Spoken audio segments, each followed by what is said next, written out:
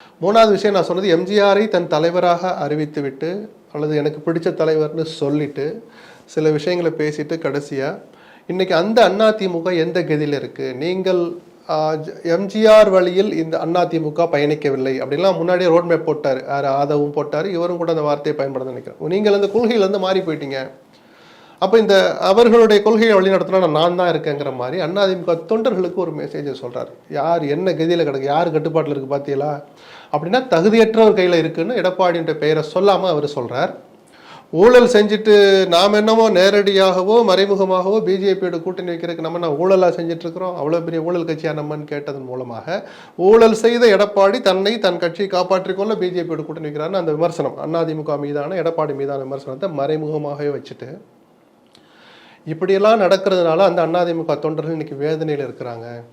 அந்த வேதனையில் இருக்கிற தொண்டர்களுக்கு 26 என்ன செய்யணும்னு நல்லா தெரியும், யாரை ஆதரிக்கணும்னு தெரியுன்றதன் சொன்னதன் மூலமாக என்னை ஆதரிங்கிற ஒரு கோரிக்கையை மறைமுகமாக போட்டு உடைச்சிருக்கிறார்.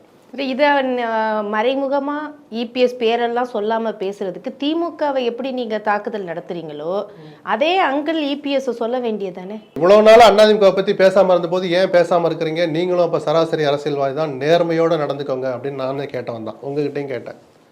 இன்றைக்கி அந்த அதிமுக விமர்சிக்க ஆரம்பிச்சிருக்கிறார். இது ஒரு ஸ்டேஜ். அடுத்த ஸ்டேஜ் என்ன வருதுன்னு பார்ப்போமே.